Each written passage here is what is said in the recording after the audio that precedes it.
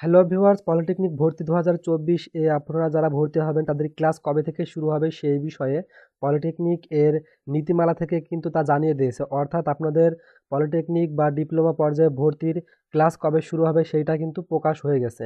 তো এই ভিডিওতে সেইটাই আপনাদেরকে জানাবো। এখানে সরকারি ও বেসরকারি এই সকল বিষয়েরই ক্লাস কবে শুরু হবে সেইটা আপনাদের সামনে তুলে ধরবো।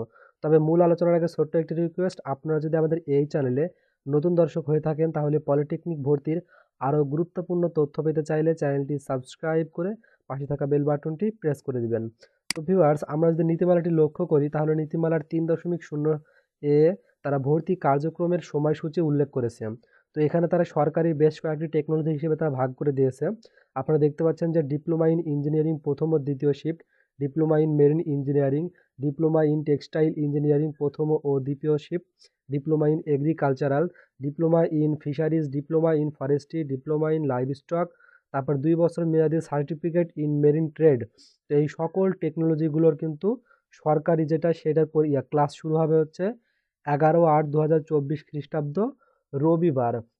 এরপর যদি আমরা বেসরকারিতে লক্ষ্য করি তাহলে দেখতে পাই যে diploma in engineering, diploma in textile engineering, diploma in agricultural, diploma in fisheries, এই সকলগুলোর ক্লাস শুরু হবে হচ্ছে 11/8/2024 রবিবার।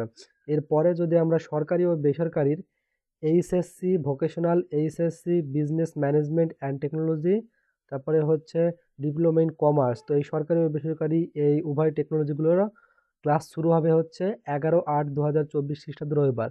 অর্থাৎ আপনাদের পলিটেকনিক ভর্তির যেই এই টোটাল বিষয়গুলো সরকারি ও বেসরকারি সকলেরই ক্লাস শুরু হবে হচ্ছে 11/8/2024 রবিবার।